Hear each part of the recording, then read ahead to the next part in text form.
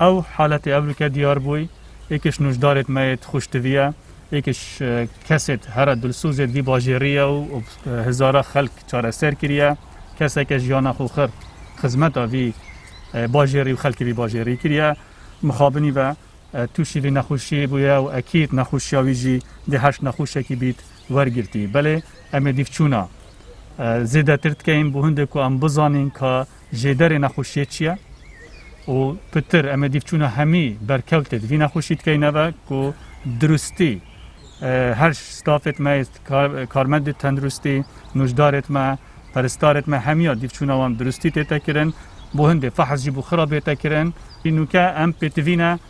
بخلق خوی خوشتوی دیار بکنه و دیف داخازا ما سپاس بو جناب پارزگاری لجنه امنی و جورا اپراسیونا که او پروگرام وان حاضر کری نه ترا گهاندن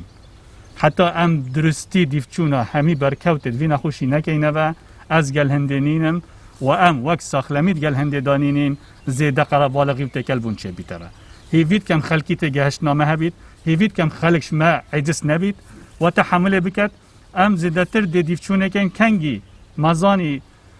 اف نخوش و برکبتی وی همید کنترول دانه هنگه ام خود عزیزین جورا اپراسیون و جناب پارزگاری او جاره کادرین نخاره و برنامه خود راست بکنه و بوهنده که آسان کاریا بخلقی ما خوش تبید کتبه